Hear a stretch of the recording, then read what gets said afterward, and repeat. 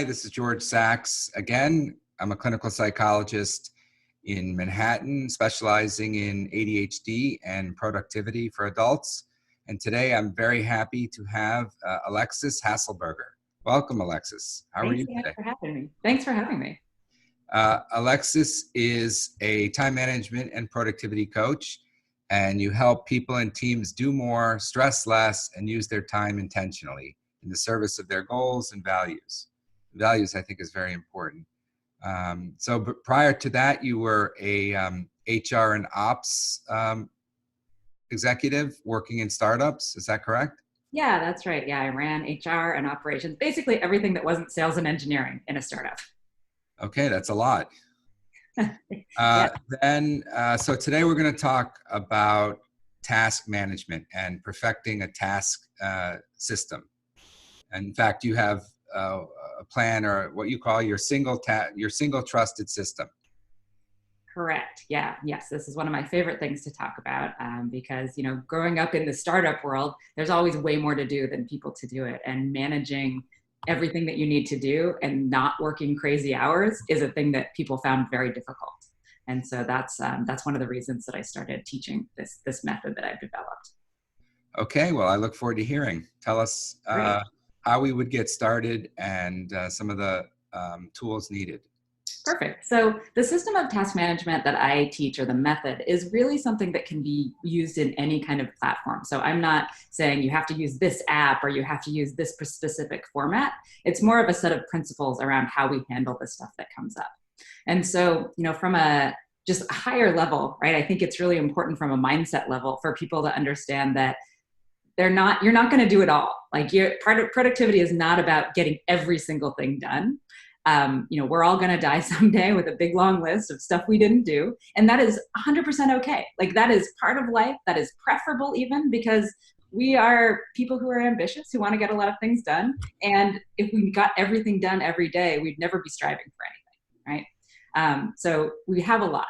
And so I think that's one of the reasons why it becomes really important to prioritize things. And that's where the system piece comes in. Because I think a lot of people use a list, maybe, or a lot of people don't use anything at all. A lot of people use a list to keep track of things, but a list is not a system in itself. Very overwhelming a list can be, because you look at everything, it has the exact same visual weight, right? Right.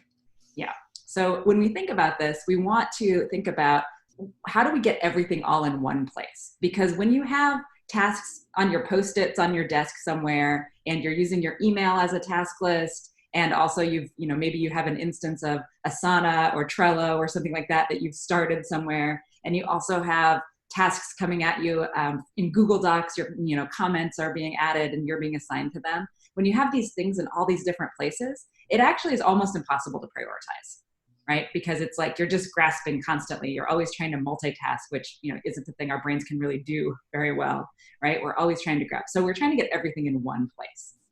And when we do that, once we find it, we identify what are all the task input sources that we have, right? So maybe it's meetings, we're getting things thrown at us. It's email, it's, maybe people are sending us Slack messages that have tasks for us to do. A lot of it just lives in our brain. We want to find one system, one place where we can offload that mental load and take the information from all the other places and put it there. Once we're there, we're able to prioritize it. Well, that sounds, yeah, I mean, I definitely fall into that trap of having multiple systems, so to speak, Trello being one. Yeah. And then saying, oh, well, maybe if there's another one. So I know that feeling of being overwhelmed by, technology. Yeah. So how do you decide which system to use? So this is an interesting one, right? Because I think a lot of people like you are always looking for the perfect system, right? It's like you try one app and it didn't quite work as you wanted, and so you're trying another one. I call it the graveyard of abandoned task apps, right? And we've all got them on our phone somewhere with lists from 3 years ago of stuff we never finished. And so I think that I have a few favorites. I've reviewed probably 50 different task apps. One of my favorites is an app called TickTick, Tick.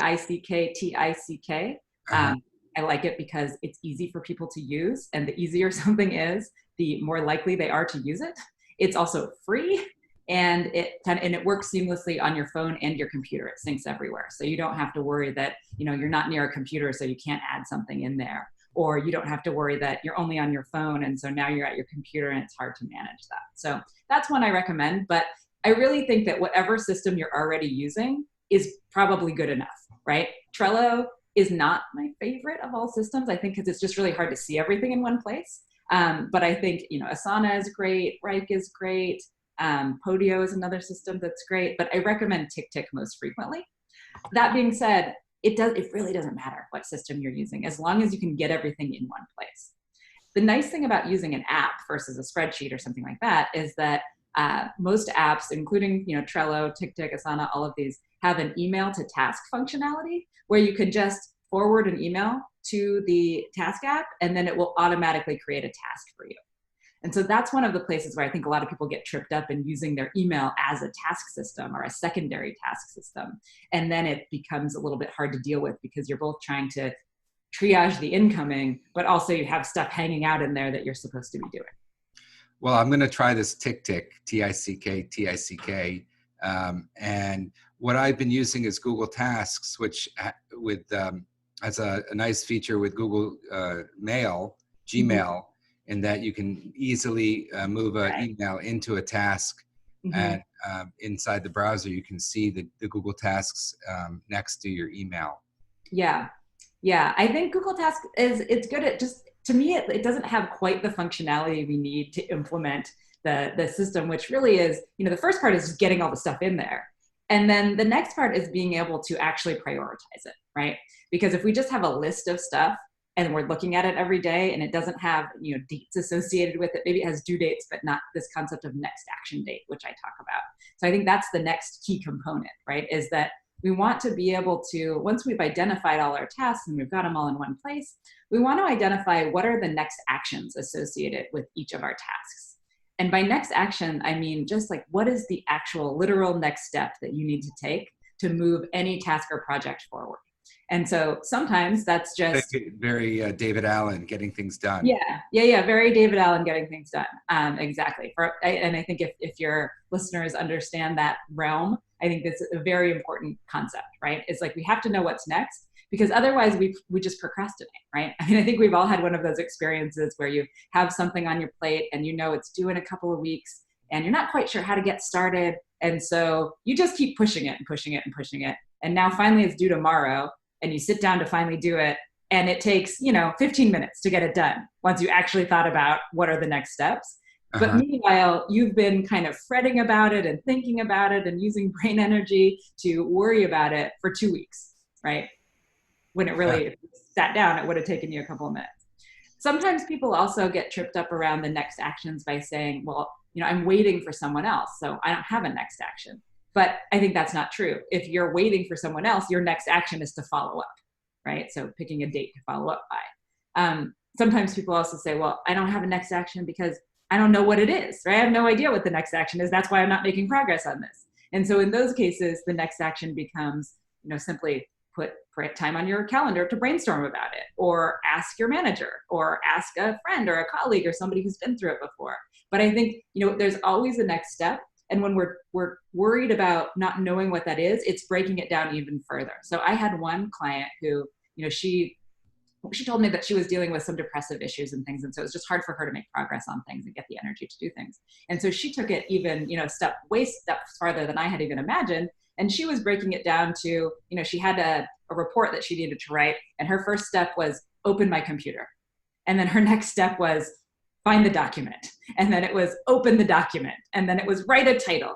And so for her, just putting that into place made those little baby steps much easier to actually make progress. And so I'm not saying everyone would need to go that far, but I was impressed with her ability to kind of break it down even further so she could make progress. Well, and I like the idea of just going to the next step as opposed to the next 10 steps. Right. Because when you see 10 steps in front of you, it can be overwhelming. Right. And the reality is with some projects, like sometimes we know what the next 10 steps are, and that's great. We can just pop them all into the description field. But many times we really don't, right? We only know 1 or 2 steps ahead, and the other steps will reveal themselves after we do the first step. And so, I think that giving ourselves a little leeway with, we want to plan as much as we can, but if we don't know what step 3 is, don't worry about that. Just do steps 1 and 2 first, because by the time you do step 2, you're going to know what step 3 is. right? Right. And then I think, where I really veer off from David Allen is that I use a concept of a next action date.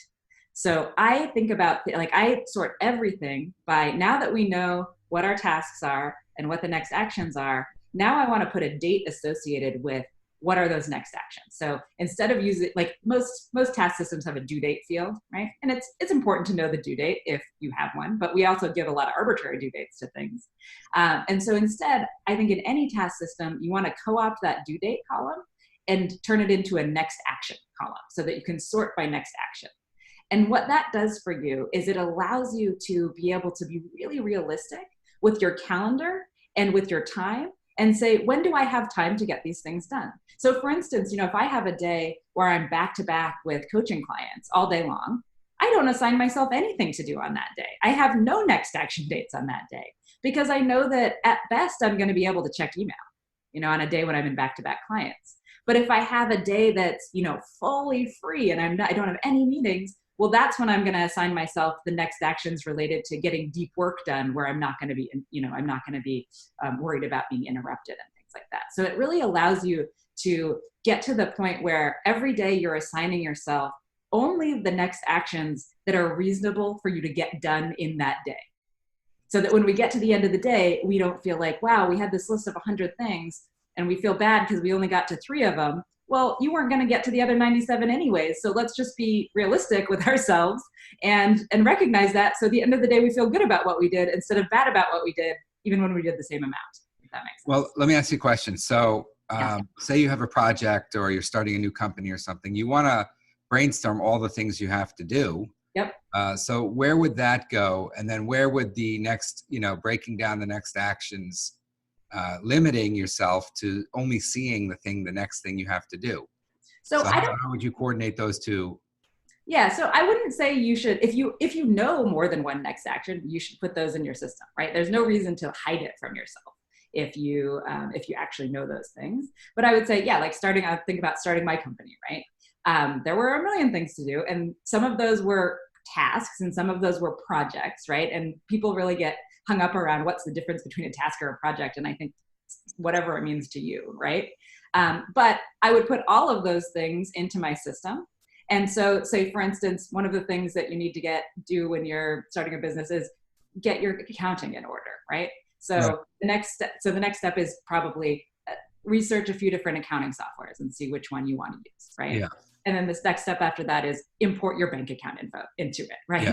And then you've got another task or project out there that's called incorporate my business, right? Yeah. And in that one, you've also got, okay, the first thing is, do I need to find a lawyer or am I going to find a service that's going to do this for me, right? And kind of on like that. So I think about a task or a project as, like starting a company, that's going to break down into multiple tasks or projects, right? Because you're right, it's like you're going to be doing multiple things linearly. So it's like in parallel, but also linearly in terms of those specific ones. So my task list, my open task list for my business has about 600 items on it right now. But where do you store that? In TickTick? So I use 2 systems. So when I say single trusted system, I might mean one if you're an integrator, if you're someone who really has a fluid relationship between work and home, then one system, you put everything in one place. I use 2 systems, one for home and one for work, because I am a complete segmenter, someone who wants to separate work and life completely. Like I don't want to be thinking about one when I'm in the other. Well, that makes sense. Yeah. Yeah. So I think people are different there. So I actually use TickTick for all my personal stuff. And I use a system called Podio for my work stuff. It's not a system I recommend frequently to other people because it's basically a set of relational databases, and it's incredibly it's incredibly easy to customize. Well, I would say it's incredibly customizable, but that's too much for, I think, most people, right? I think like you want to just go in and be ready to go. Whereas with Podio, there's a little bit more of a learning curve. And the reason that I use that one for myself is because I'm able to build other things into it. So I built my CRM into it, and I built a billing thing into it, et cetera. But TickTick is the one I recommend most frequently to most of my clients. And it's also the one that I use in my personal life, which, has a lot of stuff to do as well, as a person. Yeah. I've just downloaded TickTick, and it does look like a very good kind of task to-do list. I just wonder, sometimes we get lost in the weeds when we're doing a long-term project, and it's good to be able to like step back and visualize the big picture. Mm-hmm. I guess I'll have to spend more time on TickTick to see how you can do that. Yeah. So that's why I have been using Trello, because it's kind of a visual and you can move things around. But I do think it's good to find one that really works. Yeah, and I think the thing about TickTick or other forms that are, so Trello's, for people that don't know, it's like Kanban board style. So it's, boards and cards. I think that, with TickTick, what people do is you just create separate projects, separate headings in there, right? So you can have different lists, and then you can have items or, within those lists. And so if you want to see, say, everything related to the logistics of running your business, you could just open up that project and see everything there.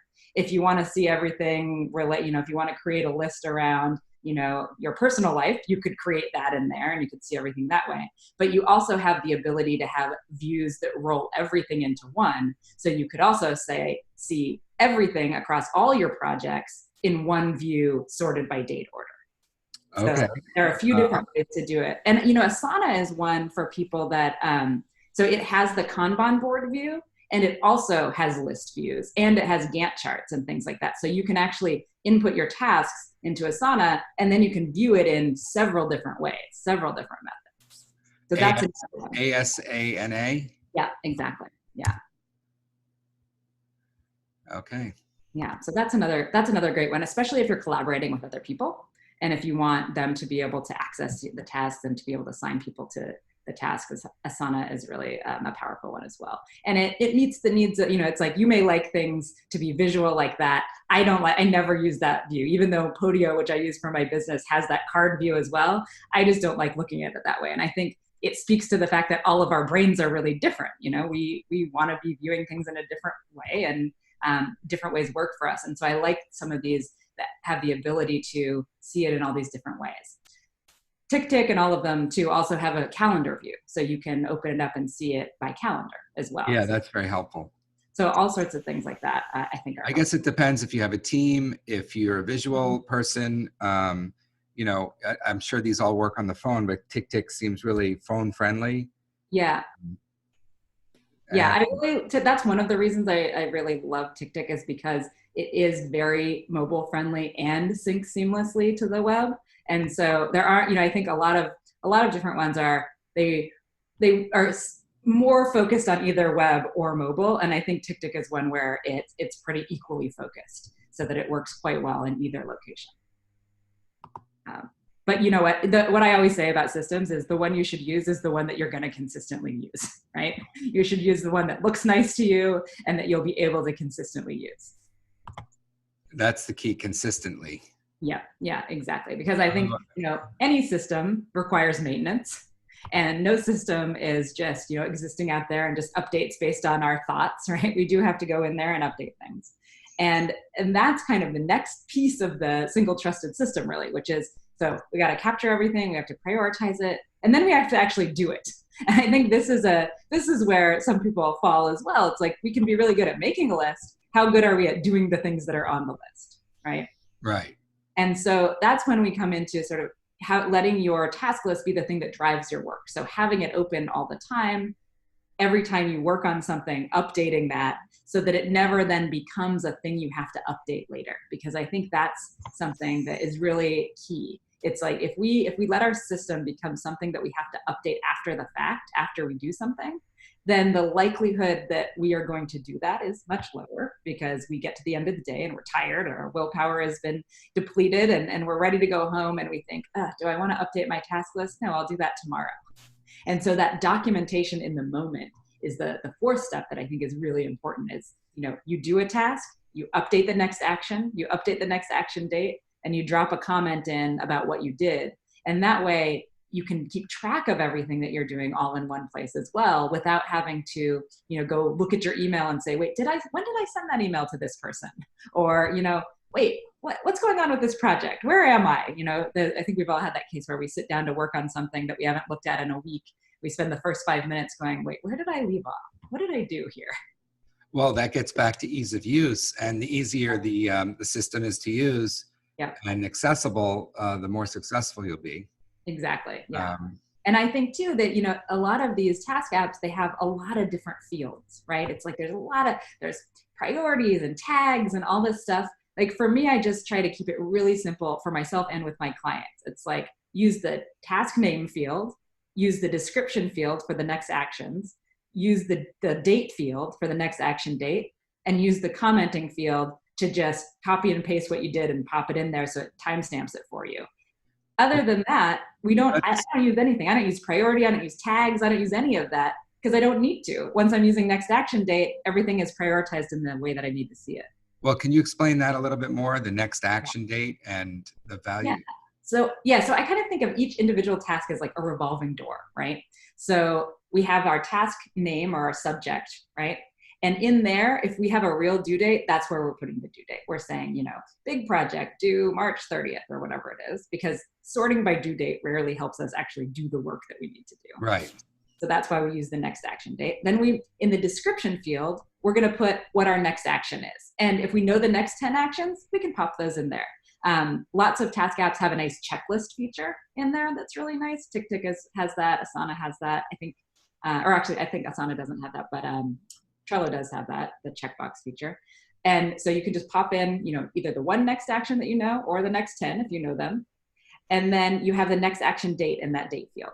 And then when you do that next action, you just copy and paste the action and pop it into the comments field and hit enter. And then that'll timestamp and date for you what you did and when. So it's just it's just copy, Control C, Control V, enter, put it in there. And now you've documented what you've done. So you can update the next action now, just update in the description field. What is the next next action, right?